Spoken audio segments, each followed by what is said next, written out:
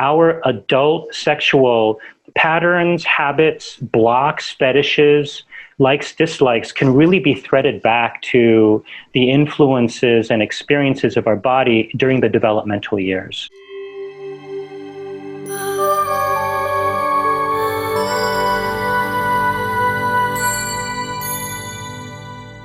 What we don't realize is in terms of our capacity for pleasure, we would call it, and there's so many aspects that of sexuality that bring us pleasure, but there's a developmental sequence in that if we take a baby from the moment that it's born, and if that baby right there at birth is taken and put on the mother's body, belly to the mother's belly.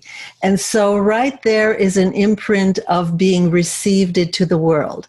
And you know how we love to spoon or to feel our body up against someone. So that's a first experience of pleasure being imprinted in a body. But you take a baby who's born and right away the cord is cut before it can breathe. The baby is whisked away from the mother, and there's all this sort of coldness and pain and fear that's imprinted in the body, because what is natural is for that little body to just be landed gently on the mother's body. So right away, right there, in the very first imprints of the nervous system, already is a violation of the basic pleasures of life force. And then the next stage is that if you watch a baby right after it's born, it will take maybe 15, 20 minutes, and then you see the little baby's mouth kind of do this little sucking motion, and it naturally makes its way to the breast. And then comes the lips connecting to the breast.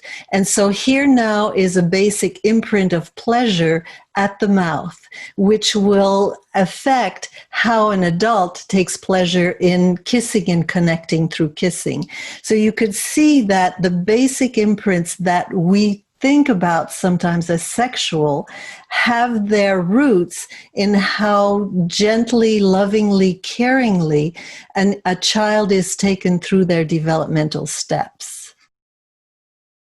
It's uncanny how our introduction to our sexual energy creates a really powerful blueprint or imprint. And a lot of times that imprint is the filter or the lens through which we experience our teenage patterns up until adulthood. Something as innocent like the client recently shared that, you know, her first memory of intimacy was she would, in her home in Connecticut, she lived between, her home was between two other homes. There was a boy in each home, and they would give her $1 to kiss her on the cheek. She was like 5 or 6 years old. I mean, it's so innocent and so beautiful. But, you know, when you follow her pattern of boyfriends and intimacy through her teenage years and into adulthood, there was always some monetary exchange involving her body. Now, that's kind of a simple example. Kind of more extreme examples would be unhealthy wiring from childhood with our sexual energy, whether it's adults who can only get sexual arousal from being humiliated or being demeaned in some way. You know, when you thread that back to childhood, oftentimes the roots are from a caretaker who the child loved but was mistreating them, and this association gets wired into the body. Unwiring those associations is not rocket science. It does involve a safe space for the client to feel into whatever was too overwhelming to feel. But once that takes place and a new association is allowed to develop, for example, touch being associated with safety or comfort, then it's almost like a new software gets installed into that body.